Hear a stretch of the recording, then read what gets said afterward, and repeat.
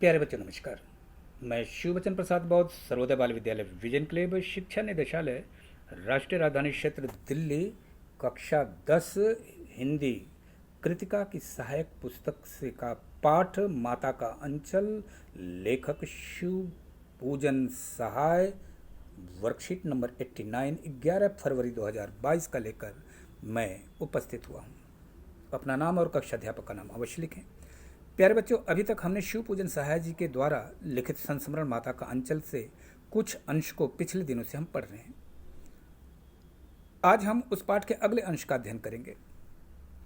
तो आपने पिछले वर्कशीट में आपने समझ लिया कि किस तरह से जो लेखक है ना, क्या क्या ढेले की लड्डू और जस्ते के सिक्के और पत्तों के पूरी कचौड़ियाँ बनाता है। अब थोड़ी देर में ये मिठाई की दुकान जो होती थी ना, है ना, उसको बढ़ाकर हम लोग घरौदा बनाते थे। घरौदा माने घर। नकली धूल की मेड़ दीवार बनती और तिनकों का छप्पर दातून के खंभे बनते, दिया सलाई की पेटियों के किवाड़ बनते, घड़े के मोहड़े की चूल्हा बन चक्की, दिए की कढ़ाई और बाबूजी की पूजा की जो आमचनी होती है ना, छोटी सी चम्मच, उसकी कलछी बनती थी। पानी के घी, धूल के पिसान और बालू के चीनी से हम लोग जेवनार तैयार करते थे। जेवनार का मतलब दावत पूरा ठाट से खाएंगे। जब पंगत बैठ जाती थी तो बाबूजी भी धीरे से आकर पंगत में अंत में जीवने के लिए पंगत में बैठ जाते थे। उनको बैठते देखते ही हम लोग हंसकर और घरौदा बिगाड़ कर भाग जाते थे। वह भी हंसते हंसते लोटपोट हो जाते थे और कहने लगते कि कब भोग होगा भोलानाथ, मतलब आगे खाना दावत कब मिलेगा अब। तो प्यारे बच्चों, बचपन की बचपना, अल्हड़पन, किसी चिंता से दूर और अपने मस्ती में मस्त रहना बच्चों का एक स्वभाव होता है। बचपन हर गम से बेगाना होता है और लेखक अपने बचपन के दिनों को बताता है कि हम लोग कैसे सुखी थे, कैसे कैसे खेल खेलते थे। अच्छा, जब ये जौनार बैठती थी, दावत बैठती थी, तो उसमें भोलानाथ के पिताजी भी बैठ जाते थे। लेकिन जैसे वो बैठते थे ना, बच्चे घरौंदा बिगाड़ कर भाग जाते थे। आखिर क्यों ऐसा? क्योंकि बच्चों के खेल में बड़ों का क्या काम? बड़ों का काम है अपना जिम्मेदारी देखना। अच्छा, फिर हम बच्चों के बीच में उस तरह वो खेल भी नहीं पाएंगे बड़े लोग। तो आइए प्रश्नों का उत्तर समझते हैं। प्रश्न नंबर 1, लेखक अपने बचपन में किन किन खेलों की बात कर रहे हैं? तो उत्तर लिख लीजिए।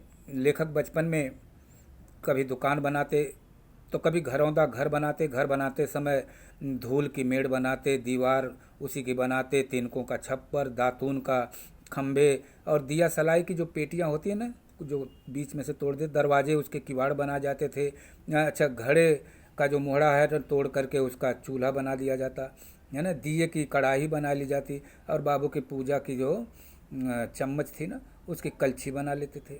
पानी का घी बनता था, धूल का पिसान बनता था, बालू के चीनी और जौनार तैयार हो जाते थे। तो लेखक इन खेलों की बात कर रहा है। प्रश्न नंबर 2, लेखक के बाबूजी बच्चों के खेल में क्या करते थे? लेखक के बाबूजी बच्चों के खेल में क्या करते थे? तो उत्तर लिखिए। खेलते समय बच्चे जब जौनार करने बैठते थे तो बाबूजी भी उसी में आकर बैठ जाते थे।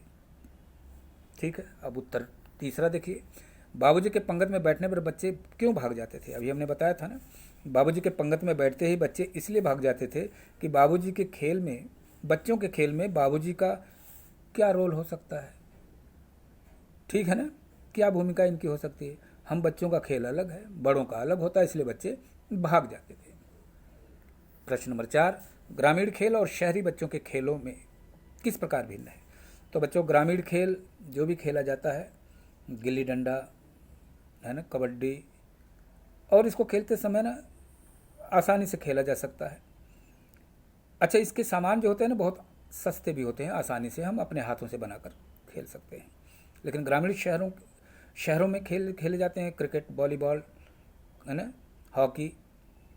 खेलना तो ये भी बच्चे आजकल गांव के खेलते हैं, लेकिन इसके सामान जो है खरीदने में महंगे पड़ते हैं। तो आप ये लिख सकते हैं।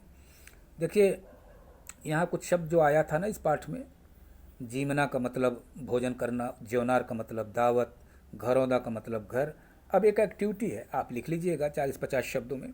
आप अपनी हमजोली में बैठकर कौन से खेल खेलते हैं, किसी खेल के बारे में 40 से 50 शब्दों में बताइए और यह भी बताइए कि वह खेल आपको क्यों पसंद है। तो आपका जो भी खेल, जैसे मैं बचपन में था ना, कबड्डी मुझे बड़ी पसंद थी।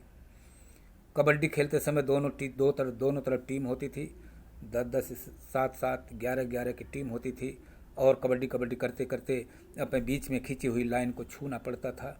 और मुझे इसलिए पसंद है कि इसको खेलते समय मज़ा भी आता था, दूसरा इससे स्वास्थ्य भी बड़ा अच्छा रहता था, कभी बीमारी नहीं होती थी। तो इस तरह से हमने आपको सभी प्रश्नों को उत्तर समझा दिए हैं।